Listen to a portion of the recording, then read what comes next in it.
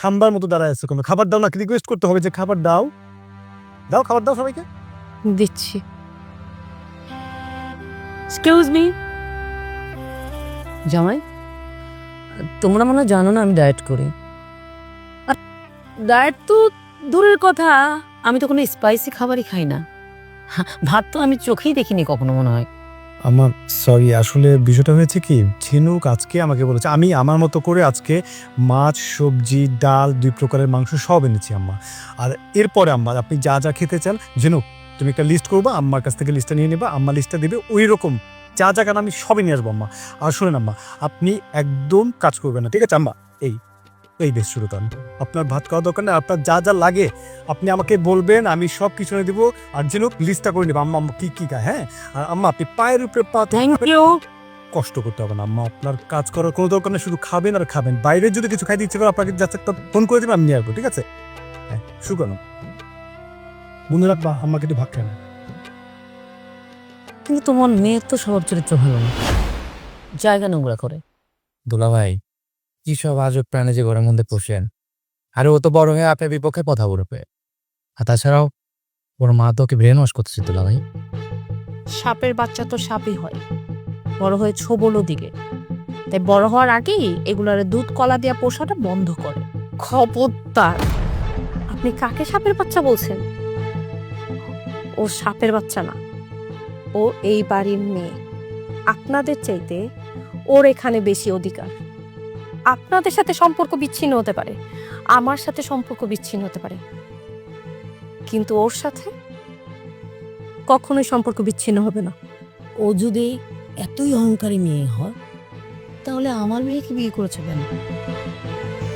মানে তুমি যদি সুখে থাকো, ভালো থাকো, বউ বাচ্চা নিয়ে, তোমার উপর ওদের এত অধিকার থাকে, খামাখা আমার মেয়েদের জীবন নষ্ট করলে কেন?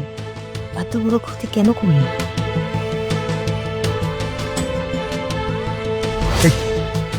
তোর আমি না করছি ওনাদের সাথে কোনো রকম খারাপ ব্যবহার না করতে? কেন করলি তুই? একটা কথা মনে রাখিস, তুই আর তোর বাচ্চার এই বাসায় কোনো অধিকার নাই। যা। তুলিকে তুমি অস্বীকার করছো? তুলি এই বাড়ির মেয়ে না? সবাই টেবিলে বসে খাচ্ছে, ও কেন ফ্লোরে বসে খাবে?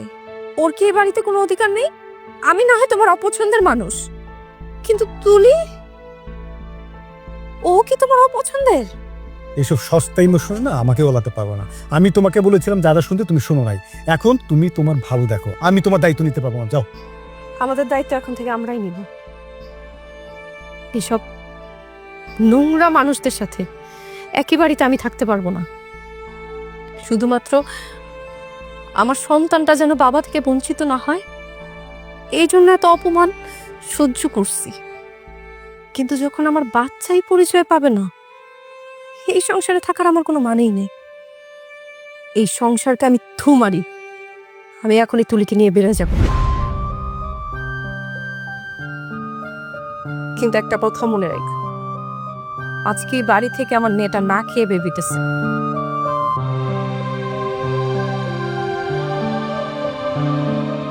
খান না, খাও, তোমরা খাও, শুরু করো। বাবু রে বাবু, দুলা ভাই ওর তেজ দেখছেন? হ্যাঁ, কিভাবে আপনার সাথে কথা বলে।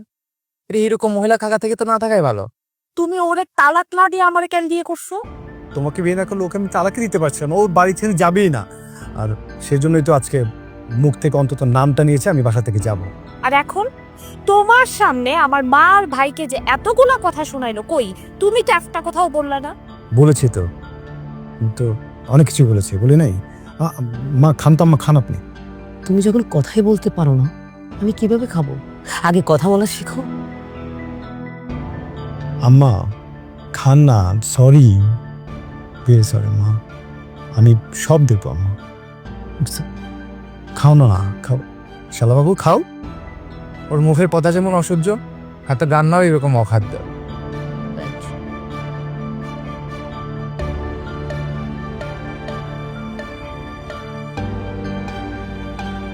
হ্যাঁ, তুমি কিছু নিচ্ছ না যে? এই যে নাও। আর হানিমুন কোথায় করছো আমাকে বলো, আমি টিকিটের ব্যবস্থা করছি। বুকিং দিয়ে দিই।